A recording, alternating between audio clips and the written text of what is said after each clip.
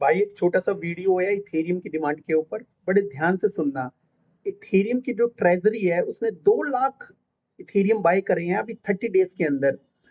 और इसके साथ साथ जो मिंट हुए हैं वो बहुत कम हुए हैं, उसकी जो क्वांटिटी है केवल 97,000 ही है, जो एक बहुत बड़ी बात है। 97,000 इथेरियम तो मिंट हुए हैं और 2 लाख इथेरियम जो है बॉट हुए हैं 30 दिन के अंदर। इसका मतलब क्या है? इसका मतलब क्लियर इंडिकेशन है कि इथेरियम की जो डिमांड है बहुत हाई है इस वक्त, और ऑलमोस्ट जो है इसकी जो इथेरियम की जो सप्लाई है 4 गुना ज्यादा है। जो भी यहाँ पे सप्लाई मार्केट में है उससे भी 4 गुना ज्यादा इस वक्त इसकी इथेरियम है, इथेरियम की जो डिमांड है। तो समझ लो कि इससे भी ज्यादा डिमांड जो है आने वाले टाइम में हो सकती है।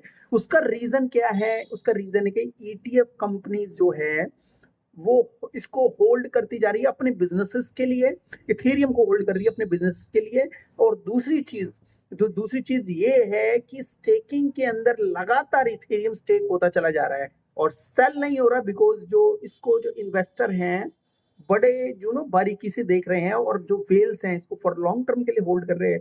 लॉन्ग टर्म कोई ज्यादा लॉन्ग टर्म, बड़ा लॉन्ग टर्म नहीं होता है, 1 साल 2 साल होता है।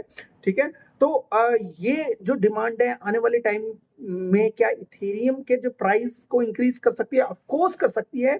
तो आप कमेंट बॉक्स में ये जरूर लिखना कि कितना डिमांड इसका इंक्रीज हो सकता है। ठीक है, कितना प्राइस इसका जा सकता है। मुझे ऐसा लगता है कि जैसे शार्पलिंग ने 188,000 के कि जो इथेरियम खरीद रखे हैं, 88,000 इथेरियम, मतलब उसका जो 490 मिलियन डिमांड होगी इस वक्त। और बिट डिजिटल ने जो 1 लाख जो है इथेरियम खरीद रखे हैं उसकी डिमांड 260 मिलियन होगी। तो ये समझ लो कि इथेरियम की डिमांड कितनी ज्यादा बढ़ने वाली है।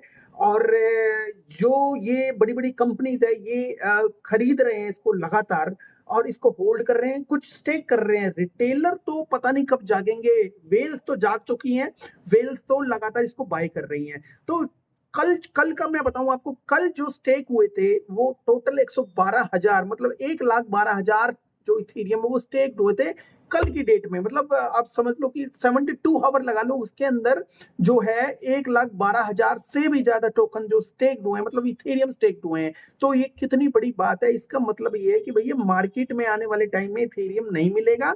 इथेरियम जो है लगातार ईटीएफ कंपनी जो है उसको उसको लेती जा रही है, उसको अपने ट्रेजरी, बिकॉज उन्होंने ईटीएफ इथेरियम के ऊपर ईटीएफ निकालना है तो उतने ही वैल्यूएशन के उन्होंने इथेरियम को अपने पास रखना है ताकि गवर्नमेंट और जो बड़े बड़े इशू से वो बच सके। तो ये समझ लो कि अगर कोई ये कहता है कि डिमांड जो है क्रिप्टो की नहीं रही, इथेरियम को कोई डिमांड रही है, अब तो बीटीसी की डिमांड है, तो भैया भूल जाओ। बीटीसी में जो एक्स होने थे, कोई ज्यादा लंबे चौड़े एक्स नहीं मिलने वाले आपको। एक जस्ट मैं अपना व्यू बता रहा हूँ, लेकिन जो नेक्स्ट जो ट्रेंड आएगा वो इथेरियम का आएगा। मैंने ऑलरेडी कल के वीडियो में बताया आपको, जो फर्स्ट जो था पैसा बिटकॉइन में आता है और जो सेकंड जो पैसा आता है वो इथेरियम में आता है।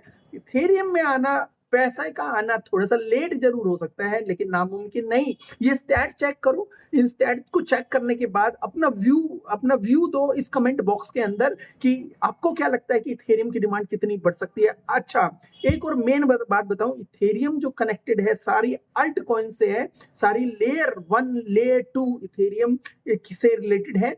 तो कहीं ना कहीं जो अगर इथेरियम बढ़ता है तो पूरी बुल मार्केट फुल फ्लैश्ड आने वाली है, आने वाले टाइम्स में। तो इसको अंडर एस्टिमेट करोगे तो पछताओगे। ये हिम्मत होती है आदमी की जो लॉन्ग टर्म तक सरवाइव करता है। एक आदमी में की हिम्मत ही होती है जो उसको कहां से कहां लेके जाती है। लेकिन अगर आपने हिम्मत तोड़ दी है तो आपके लिए ये वीडियो नहीं है। और अगर आपके अंदर थोड़ी सी हिम्मत है कि बची हुई है तो कि मैं होल्ड करूंगा, मुझको पैसा नहीं निकालना क्रिप्टो में से, तो उन लोगों के लिए वीडियो है।